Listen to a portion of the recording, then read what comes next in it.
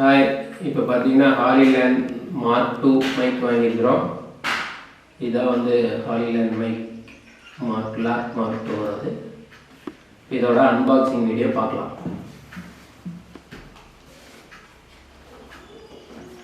இதில் பார்த்தீங்கன்னா எடுத்ததுமே மேனுவல் செட்டிங்கோட கார்டு கொடுத்துருக்காங்க.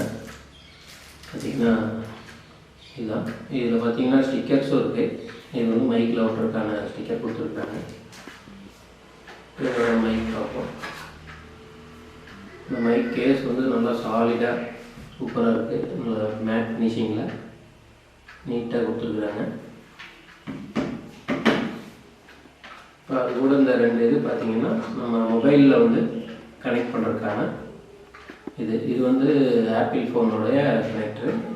ஆண்ட்ராய்டு ஃபோனுக்கும் கொடுத்துருக்குறாங்க. பார்த்தீங்கன்னா ரெண்டு இருக்கா, சி டைப்பில் தான் கொடுத்துருக்கு. ஆண்ட்ராய்டுக்கும் யூஸ் பண்ணிக்கலாம், ஆப்பிள் ஃபோனுக்கும் மைக் யூஸ் பண்ணிக்கலாம். அதுக்கப்புறம்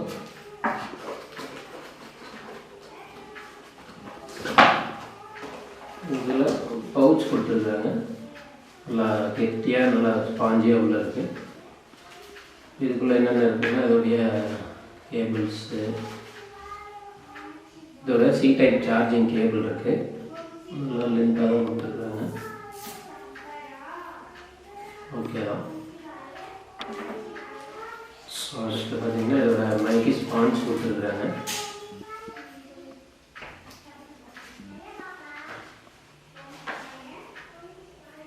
இதோட கேமராவில் நம்ம மைக் கொடுத்துருக்காங்க. அதோடைய கேபிள்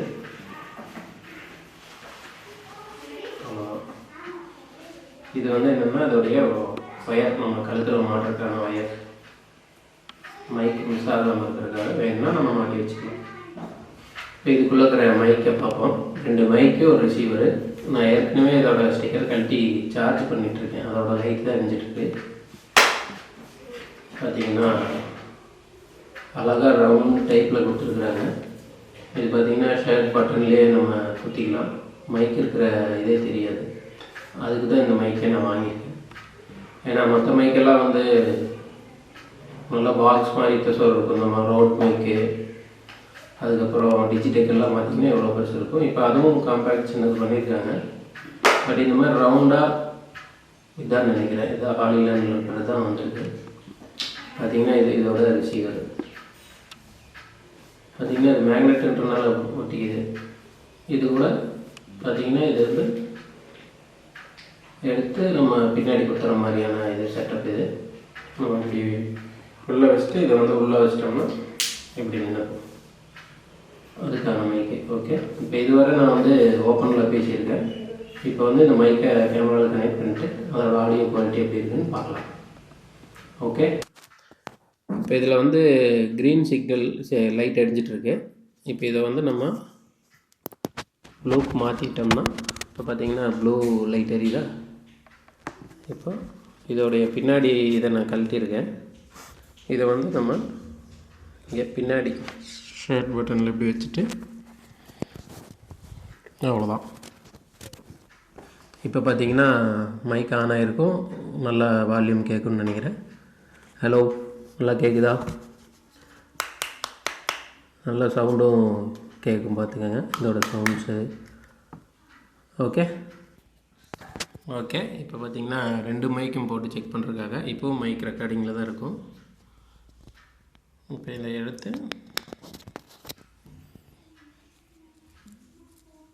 கண்ணா இதே மாதிரி இங்கே குத்திக்கோ. எடுத்துறேன்.